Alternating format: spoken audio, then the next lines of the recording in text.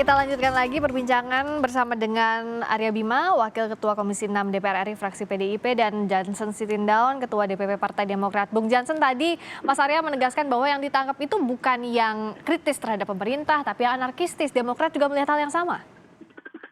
Persis, kalau anarkis ya harus ditangkap kalau anarkis, gitu loh. Tidak ada kata lain selain itu. Tetapi soal kebebasan berpendapat ini, saya ingin melihatnya dari optik yang lebih luas sebentar ya, karena ini segmen terakhir, biar ada edukasi untuk publik begitulah. Pertama misalnya ya, Menkominfo itu menyatakan yang kemudian viral di mana-mana begitu. Apapun itu masuk ke benak publik, gitu loh. Apabila pemerintah menyebut hoax, berarti itu hoax misalnya. Jadi tak perlu lagi dipertanyakan. Artinya apa ini? Itu. Pemerintah memiliki perspektif bahwa yang memiliki pendapat berbeda dengan pemerintah itu salah. Kan begitu dia. Ini kan menjadi postulat ini di publik ini. Lama-lama ini kan mengakar dalam benak publik begitulah. Menurut saya Mas Arya Bima ya dari PDIP sebagai partai penyokong pemerintah, tolong itu dikoreksi. Itu yang pertama yang ingin saya katakan. Yang kedua, ya, soal kebebasan berpendapat ini jangan kita melihatnya hanya dari perspektif media sosial saja, termasuk yang non media sosial begitulah. Misalnya seperti inilah tindakan begini. Saya ini kebetulan kan mengamati betul perkembangan demokrasi kita ini hampir 2 tahun terakhir ini dah. Khususnya juga terakhir soal penolakan terhadap omnibus begitu ya, kemudian banyak ditangkap. Misalnya pertama begini. Melalui pendidikan, ada surat rektor, ada surat menteri pendidikan, mahasiswa tidak boleh demo misalnya. Ini kan salah ini. Atau kemudian ada framing dan fitnah bahwa pendemo itu perusuh. Saya saja kena framing. Saya menerima demo di depan DPP Demokrat ini, kemudian dikatakan inilah penunggang demo begitu. Kemudian ada lagi serangan-serangan digital kepada pihak-pihak yang berbeda melalui doxing, fitnah lain segala macam. Kemarin kita lihat mengubah pemberitahuan menjadi izin menggunakan alasan COVID begitu. Orang berdemonstrasi tidak boleh karena COVID. Kalian mensahkan undang-undang di tengah COVID begitu yang memantik itu hasrat publik kemudian untuk menyampaikan pendapatnya. Ada lagi kemarin misalnya, saya ingat saya menggunakan SKCK sebagai ancaman agar orang tidak berdemonstrasi. Itu. Okay. Ada penggunaan ormas. Kita baca juga ada orang yang mau demo, orang tuanya diintimidasi. Perusahaan menghalang-halangi aksi, begitu dia. Oke. Jadi tolong kita lihat soal kebebasan berpendapat ini dari perspektif optik yang lebih luas, gitu loh. Jadi karena ini negara-negara kita, Pak Jokowi ini presiden kita bersama. Jadi mari kita ubah. Ini kan Bung masih ada Johnson. 4 tahun lagi pemerintahan Pak Jokowi ini. Itu dia. Saya tanyakan ini ke Mas Arya. Buktikan saja kalau beliau katanya orang yang suka berdemo itu, ya jangan antipati. Baik, Bung Johnson, saya tanya ke Mas Arya, apa iya kebebasan berpendapat ini tergantung dengan proximity atau kedekatan dengan pemerintah, Mas Arya?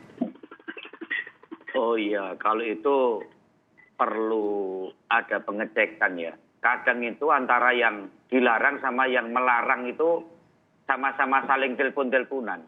Kasus di Jogja itu katanya mahasiswa dilarang ada pertemuan oleh polisi. Ternyata ditelepon temannya sendiri. Ya.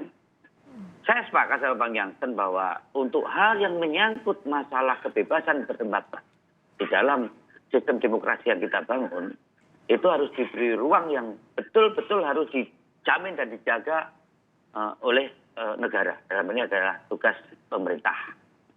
Tapi sekali lagi bahwa Bung Jansen juga harus adil, tindakan-tindakan untuk penertiban, tindakan-tindakan untuk keteraturan sosial, itu adalah sesuatu hal yang penting di dalam demokrasi yang tentu ada batas-batasnya.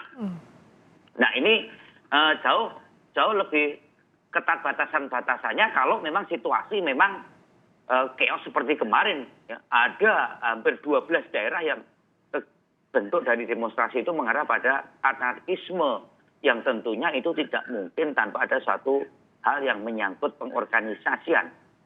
Tapi sekali lagi bahwa sekarang ini menurut saya bahwa kebebasan dalam berdemokrasi menurut saya adalah sesuatu yang sudah cukup berlebihan. Ya. Jadi kita perlu memformulasikan bagaimana kita berdemokrasi lebih-lebih dalam berdemonstrasi, di dalam penggunaan media sosial.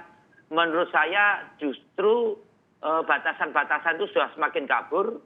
Penegakan hukum kemudian dianggap sebagai satu tindakan represif dan kita melihat ada skenario bagaimana kelompok tertentu melakukan suatu tindakan untuk melawan hukum sekeras-kerasnya, seanarkis-anarkisnya, untuk bagaimana ada tindakan-tindakan represif, dan disitulah kemudian akan menstigmakan Jokowi adalah seorang otoriter. Oke, Mas Arya. Ini ada skenario bahwa untuk mengotoriterkan, mengoligarkikan, Saya merepresifkan ke Bung Jansen, dengan Mas Arya. berbagai tindakan anarki ini ada, dan menurut saya kalau situasinya semacam ini, yang mau kita kembangkan adalah demokrasi yang anarkis. Oke, Anarkisme Mas Arya, kita akan demokrasi tanyakan ini ke Bung Jansen. mau menangnya. Nah, bicara soal batasan demokrasi ini, Saya sepakat dengan Bang Jansen. oke, nah tadi Bung Jansen setuju kalau misalnya yang ditindak adalah yang anarkistis, tapi bicara soal Demokrat yang saat ini berada di luar pemerintahan, batasan demokrasi yang harus ditindak tegas ini seperti apa yang dalam batas wajar menurut kacamata Demokrat?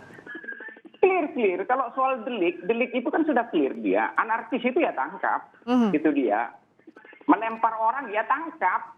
Melempar bensin tangkap, itu dia. Ini sekarang ini kita bicara ini, itu makanya indikator, kemudian tadi di Bank Kompas, The Economist, Freedom House itu kan soal kebebasan berpendapat. Oke. Ini pikiran ini, akal pikiran ini kan ini dia.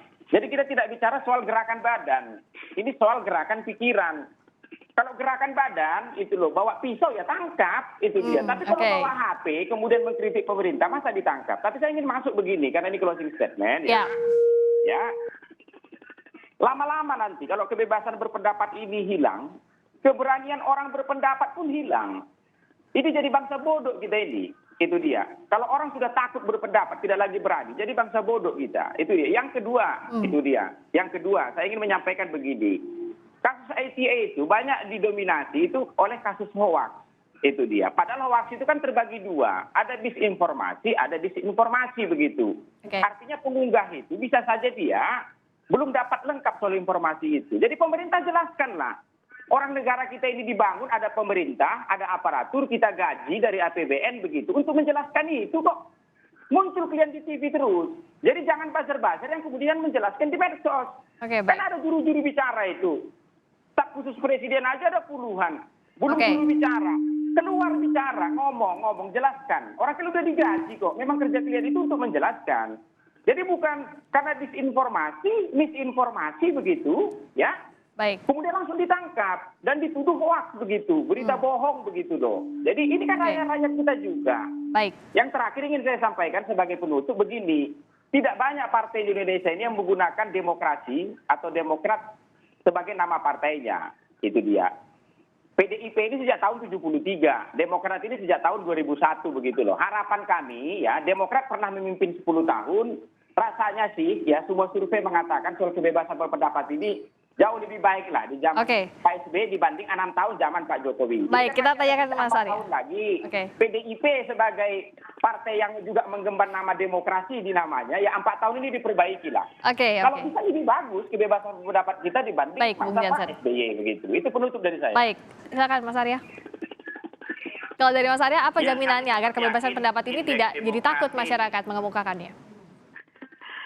Saya tetap yakin indeks demokrasi di pemerintahan Pak Jokowi ini juga terus naik dan bagus sesuai dengan data yang ada di DPS, dan pelembagaan demokrasi tetap harus berjalan dengan baik, baik yang di formal di DPR maupun yang di luar. Situasi COVID tidak bisa dipakai untuk melihat secara realistis karena situasinya ada cross-cutting berbagai persoalan. Menurut saya tetap tidak ada pembungkaman suara kritis. Semua dilakukan dalam koridor hukum. Tidak ada pembungkaman suara-suara kritis terhadap pemerintah. Berbagai kasus yang menimpa mereka yang kebetulan kritis terhadap pemerintah adalah murni kasus-kasus hukum, ya, bukan politiknya. Ya. Harus dibedakan ya, dengan penegakan hukum berdasarkan koridor hukum dan ada prosesnya. Saya kira perlu transparan. Dan menurut saya tanpa koridor hukum, saya kira itu adalah anarki. Dan kita tidak ingin membuat anarkisme demokrasi dalam tradisi kita berpolitik dan bernegara. Saya sepakat dengan Bang Jansen, mari kita kembangkan demokrasi dalam istilah orde baru yang dulu tanpa manipulasi adalah bebas bertanggung jawab. Mari kita sama-sama rawat demokrasi ini dan tentu dijaminkan semestinya oleh pemerintah terkait dengan kebebasan berpendapat ini, apapun pendapatnya, pro ataupun tidak setuju dengan pemerintah. Terima kasih Mas Arya Bima atas waktunya. Terima kasih juga Bung Jansen Sitindaun telah bergabung di Kompas Petang kali ini.